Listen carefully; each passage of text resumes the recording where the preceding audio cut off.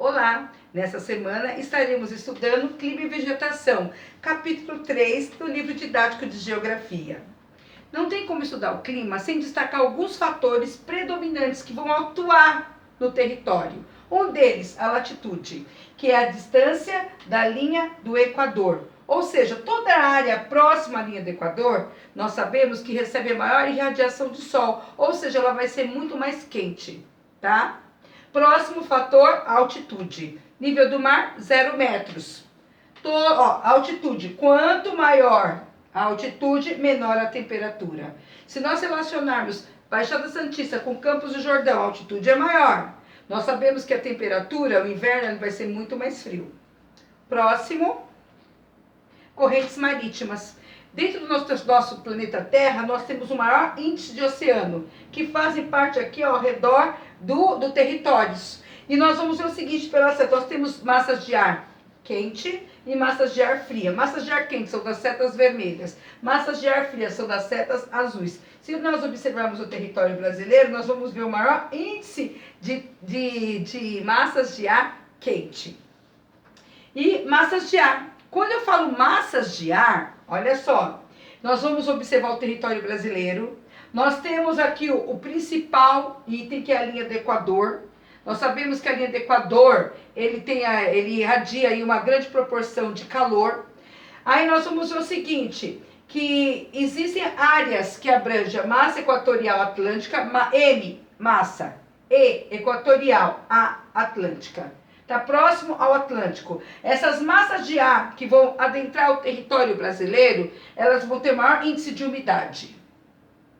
Massa equatorial continental. Se você observar esse mapa, você vai ver o seguinte: eu tenho o território brasileiro e eu tenho os países que fazem a fronteira.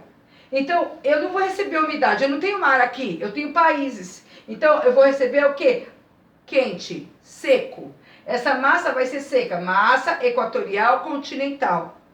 Próximo do Trópico de Capricórnio, tudo tem uma relação. Massa tropical atlântica. Por que tropical? Está próximo do Trópico de Capricórnio. Então, M de massa, T de tropical, A de atlântico. Essa massa, essa umidade, ela vai invadir o território brasileiro. Massa tropical continental. Olha só, essa massa seca vai invadir a parte sul e centro-oeste do Brasil. E a massa polar atlântica, que pega todo o território ao sul do Brasil, irradiando para outras partes também. Vamos entender um pouco como que se dá esse processo. Massa equatorial atlântica, MEA, M de massa, E de equatorial, A de atlântica. Qual é a característica? Quente e úmida.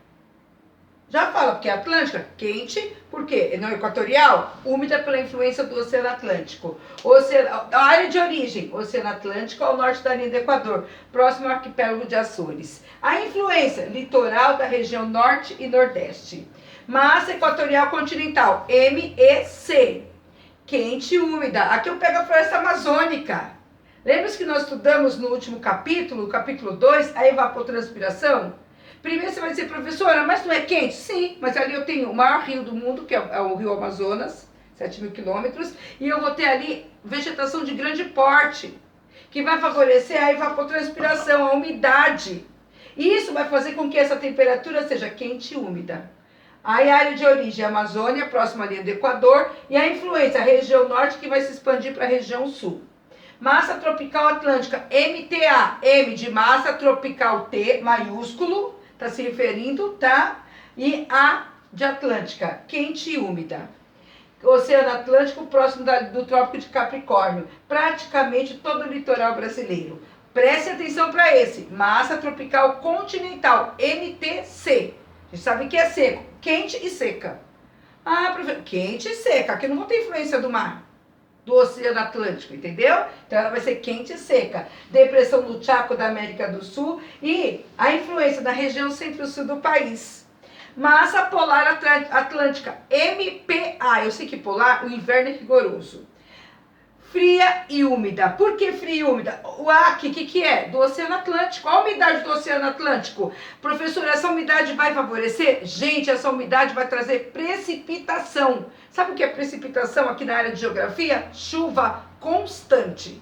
Se não houvesse essa precipitação, cairia neve, a temperatura seria muito mais baixa.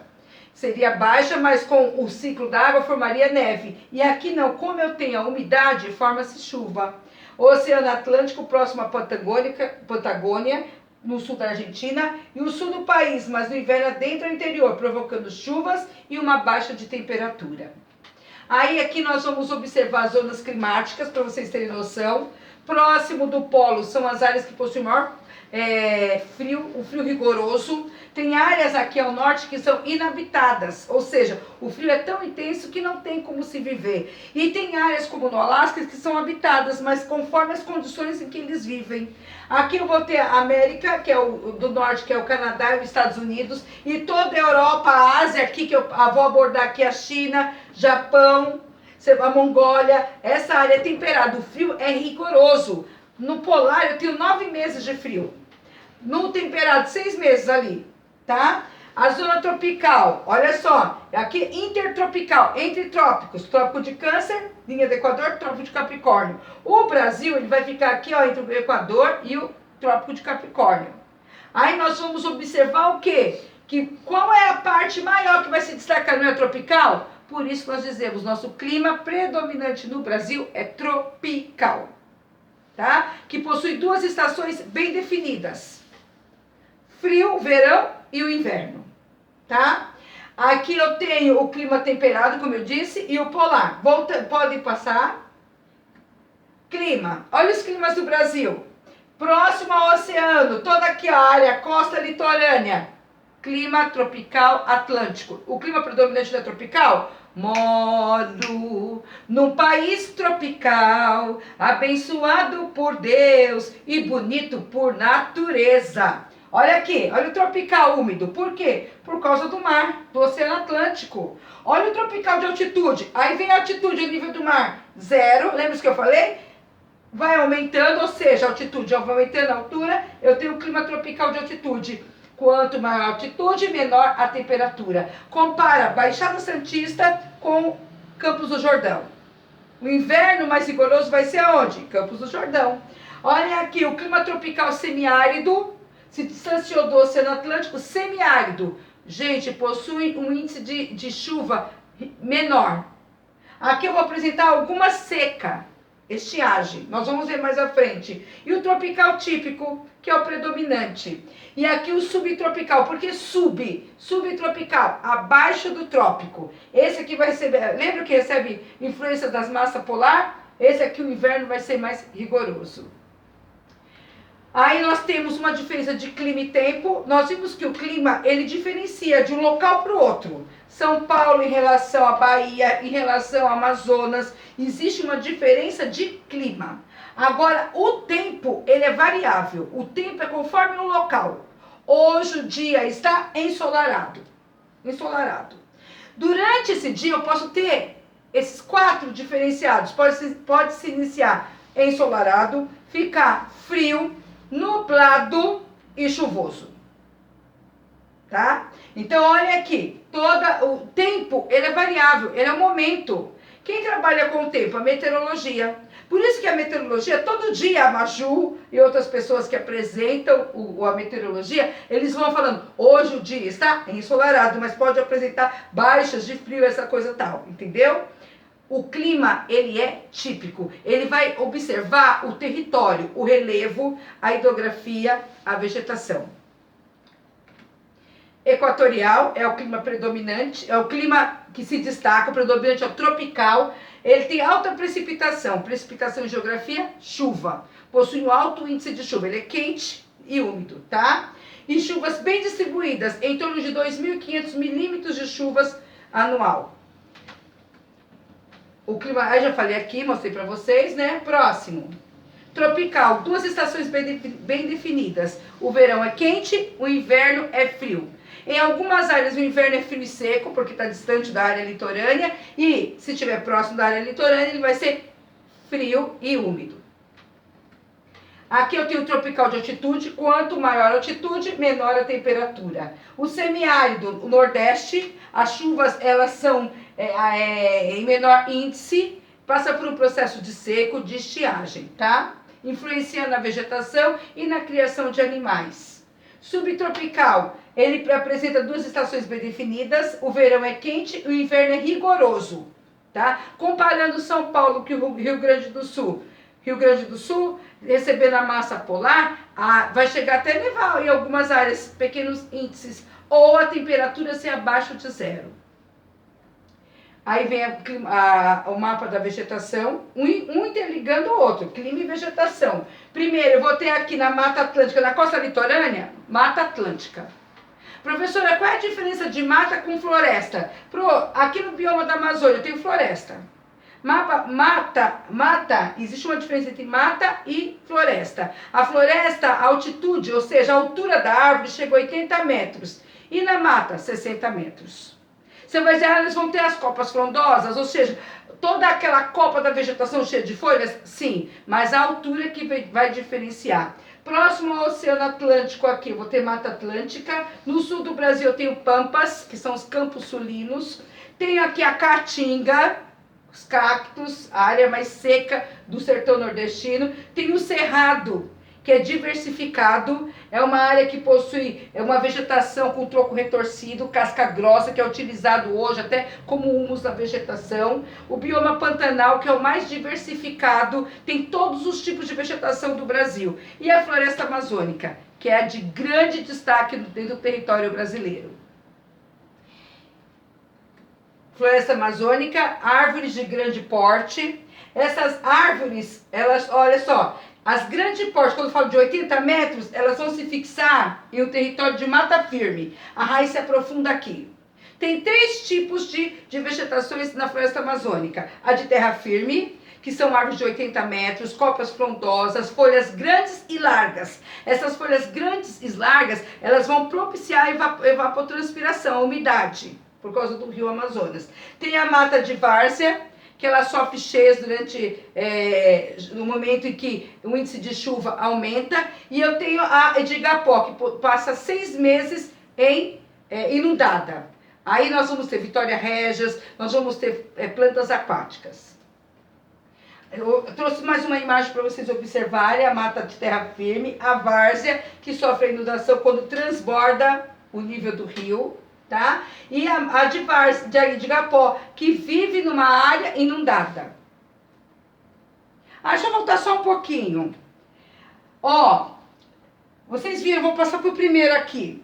Essa mata de terra firme fala que ela é firme, ok? Essa mata de várzea, ela vai sofrer o momento da cheia. Quando ela sofre o momento da cheia, as águas que ficam aqui ficam pretas por causa dos sedimentos do solo. E de Igapó, professora? Águas brancas. Qual é que vai ter mais fertilidade? Quanto mais escuro for, tá bom? Pode passar essa. Agora o cerrado. Nós temos aqui árvores de médio porte. Elas vão ter os troncos retorcidos, ó, tudo tronco retorcido. Galhos tortuosos, raízes profundas e folhas miúdas. Tá? E elas vão procurar mesmo, as raízes vão procurar a água para alimentar bem ao fundo, tá? Essa vegetação ela tem a casca grossa, ok? Outra vegetação, a caatinga. Caatinga significa mata branca. Em tupi, caá, mata, tinga branca. É o único bioma exclusivo do Brasil, sertão nordestino. Este nome decorre da paisagem branca, poeirada que fica, né, no período da seca, e durante o período seco a maioria das plantas perdem as folhas. Por quê? Quando eu comparo a floresta amazônica, eu falo que é uma área em que tem cheias, nós não vimos isso? Essas vegetações, elas possuem a copa da vegetação tem muitas folhas. Por quê? Lembre-se, essa vegetação, ela vai retirar água, e retirando a água, ela vai se alimentar. Então, esse local onde ela transpira muito, ela precisa de muita água. Já do sertão nordestino, ela tem escassez de água, por isso que possui espinhos e poucas folhas. Próxima vegetação, pode passar na imagem, Mata Atlântica, 100% do território brasileiro existia, e aí ela foi desmatada, hoje nós temos 7% dessa vegetação. Eu disse a diferença, 60 metros de altitude em relação à floresta amazônica, que tem 80 metros, tá? Presença de árvores de médio porte, rica biodiversidade de animais e vegetais, árvores de grande porte, fauna rica e na Serra do Mar. Mata com araucárias, que se representa subtropical, ela é propícia a essa área fria. Pampas, que são os campos sulinos.